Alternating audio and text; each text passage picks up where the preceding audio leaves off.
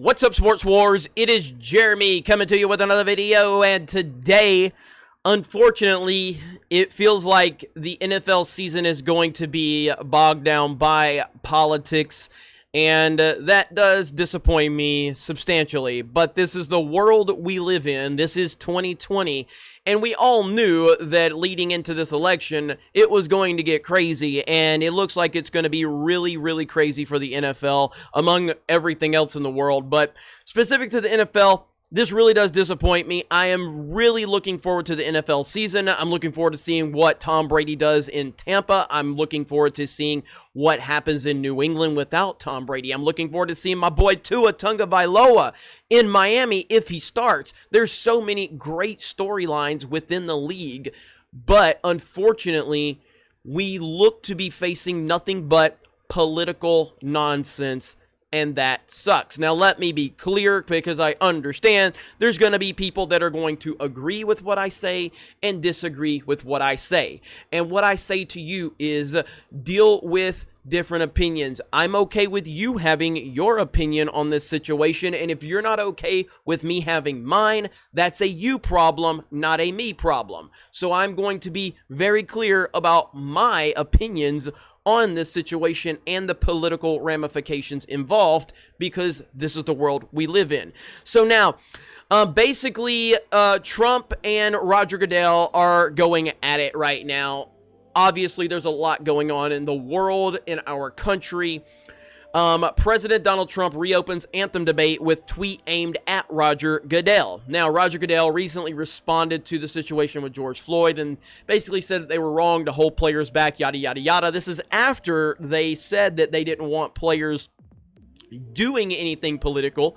This is after, they at first kind of, last year or 2 years ago, was it, when Trump actually went after the NFL? Initially, they stood up to Trump, and then suddenly the kneeling went away because the ratings started to drop. Because the NFL only cares about their ratings, which they should. There's nothing wrong with that.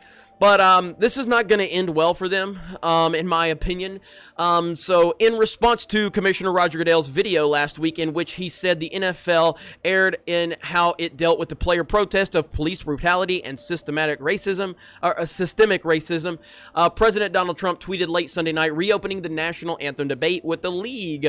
The tweet read, could it be even remotely possible that in Roger Goodell's rather interesting statement of peace and reconciliation, he was imitating that it would now be okay for players to kneel or not stand for the national anthem, thereby disrespecting our country and our flag. This message came 2 days after Goodell pledged to do better as the league pushes towards the 2020 season, saying that he encourages players to peacefully protest.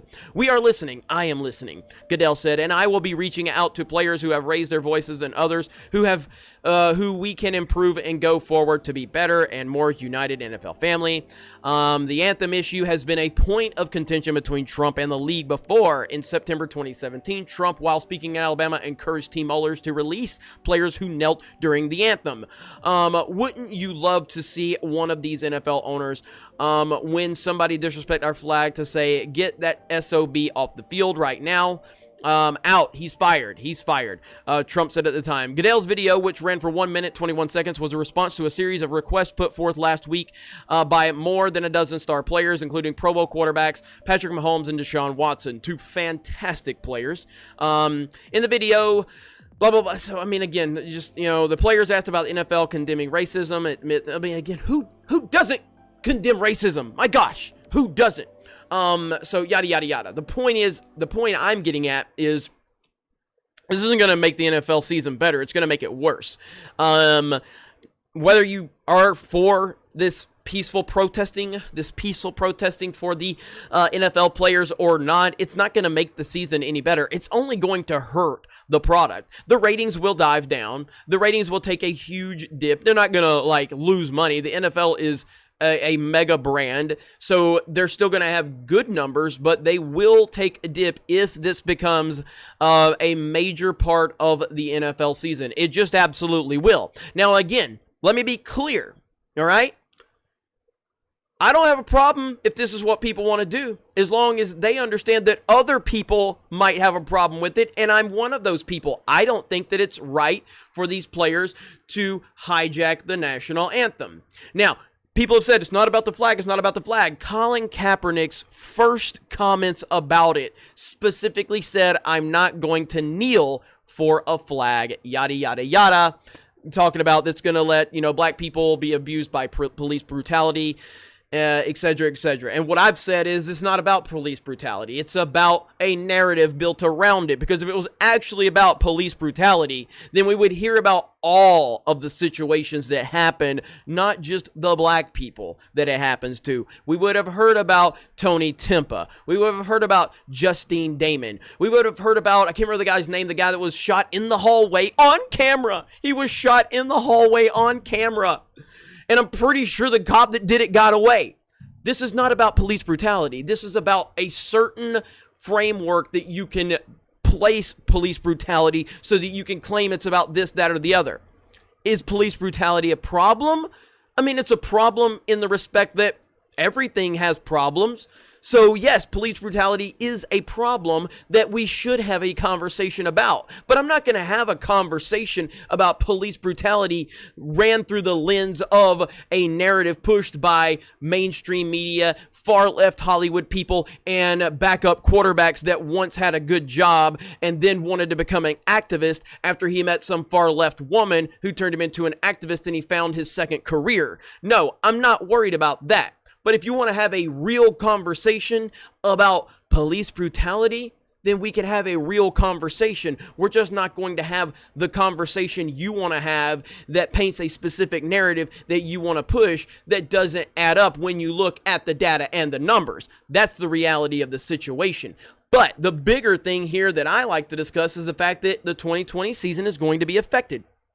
And it's going to take a huge hit in the numbers if this continues to play out during the season. That is what I believe will happen. If I'm wrong, then call me out and say, hey, Jeremy, look, political protest going on all through the league and the ratings have gone up. If that happens, please call me out, please. But when the ratings do go down, what are you going to say if I'm right? Are you going to say, you know what, you're right, Jeremy, this really has killed the product. Interest is down. People aren't really talking about the games. We're not arguing about, is Aaron Rodgers the best quarterback in the NFL? Is Patrick Mahomes? Is Tom Brady really a system quarterback?